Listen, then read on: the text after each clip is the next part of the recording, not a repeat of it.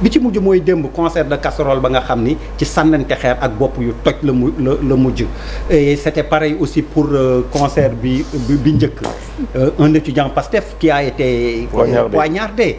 On ne comprend pas lan moo leen fa yóbbu je te repose la question bi leen Bara Mboup laaj. voilà je crois que dañuy sawar ñu répondre ci question boobu noonu. parce que aussi comme j'ai l'habitude de le dire suñu nekkee ci séance entre délégués ou bien entre étudiants de rappeler que l'université c'est un espace de liberté par excellence. Ce qui fait que chaque individu ou bien même tout individu bu nekk ci espace universitaire war na xam la ko fa indi muy que ne tey les gens doivent s'accepter dans la diversité, dans la différence. Sarkozy a l'habitude de le dire, il aime la différence parce que ça lui permet d'être beaucoup plus grand. Qui ça? Sarkozy. Nicolas. Oui. Je précise, Nicolas Sarkozy. Donc juste pour dire que ñun bu ñu nekkee étudiant nekk université comme ni nga ko waxee question bi ñu war a njëkk a posé wu mooy lan moo tax ñu nekk fa. Parce que bu ñu waxee étudiant donc ça reflète l'avenir bu dëkk bu réew. Donc def ay études poussées moo ñu fa yóbbu. nga uti xam-xam mais aussi pare pour sa réew suba bu la soxlaa wala même à l'instant bu ngay def sa formation nga mën a répondre présent.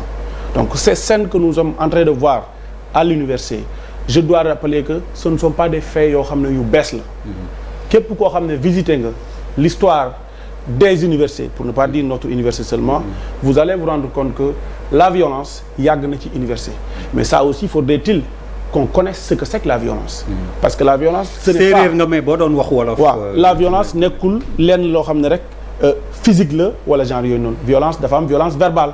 am ci forme de violence yu bëree bëri te loolu ma jàpp ne nekkul université dong lañ koy gis kon duñu mës a d'accord nit ñi di gis image boobu noonu kese tey par exemple di ko jaayee université tey université yi espace de liberté lañ.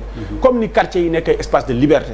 mais tey fu tolloo fu 100 000 xale là où plus de 100 000 jeunes se rassemblent tous les jours di fa échanger dans la différence et tout ça donc il y a ce qu'on appelle la fougue de jeunesse. Donc peut-être parfois kenn cautionnéwul forme de violence ak benn bu mu mën a nekk ci endroit bu mu mën a nekk mais ce sont des scènes yoo xam ne donc bu amee ñun dañ ci war a jàngat bi ñu ci def nag mooy en tant que étudiant ñu essayer fexe répondre question boobu nga xam ne wax nañ ko léegi pourquoi nous sommes à l'université mooy essayer ba def ba nga xam ne jàng moo ñu fa nekk ku ci nekk mën a nangul moromam le fait que d'accordul ak yow ci ce point de vue. Alors solution dépolitiser pacification est-ce que déjà il est possible xoolal Fadilou Keita mi ngi la pour yow est-ce qu'il est possible de dépolitiser l'université Fadilou après nga wax ma